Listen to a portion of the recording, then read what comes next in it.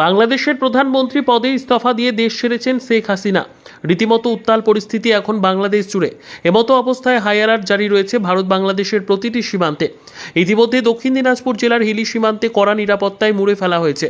ভারতের বিএসএফের পক্ষ থেকে হাই অ্যালার্ট জারি রয়েছে হিলি সীমান্তে। পাশাপাশি একই ছবি বাংলাদেশ বিডিআরের।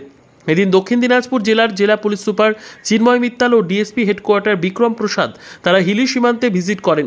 কি পরিস্থিতি রয়েছে সে সমস্ত খতিয়ে দেখেন জেলা পুলিশ সুপার। যে বাংলাদেশে এই অবস্থা কি বলবেন? বাংলাদেশের অবস্থা আজকে সকাল থেকেই ভয়ানক খারাপ ছিল। আমাদের হেলিপোর্টে কোনো এক্সপোর্ট হয়নি, লোক যাতায়াত ছিল। 3টের পর থেকে পুরোপুরি লোক যাতায়াতটা বন্ধ হয়ে গেছে। পুরোপুরি বন্ধ, এক্সপোর্ট বন্ধ হয়ে গেছে। এক্সপোর্ট বন্ধ আছে আজকে সারাদিন, কোনো গাড়ি এক্সপোর্ট হয়নি। আগের যেগুলো গাড়ি আছে সেগুলো বাংলাদেশে আটকে আছে। এক্সপোর্ট যেগুলো আগে হয়েছে গতকালকে যেগুলো হয়েছে। আর মানুষ যাওয়া আসা? মানুষ যাওয়া আসা 3টের পর থেকে পুরোপুরি বন্ধ হয়ে গেছে।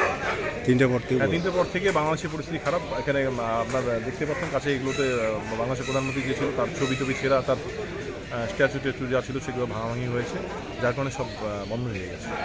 এখন পরিস্থিতি কি দেখছেন? এখন পরিস্থিতি দেখতে পাচ্ছি তো আগুন দেখা যাচ্ছে ভেতরে, এটুকু বুঝতে পারছি। বাংলাদেশের যে পরে পৌরসভার চেয়ারম্যান আছে তার বাড়িতে সম্ভবত আগুন লাগিয়ে দিয়েছে। আপনার নাম? আমার নাম ধীরাজ অধিকারী, ডেজিনেশন? হিলি এক্সপোর্টেশনের যুগ্ম সম্পাদক।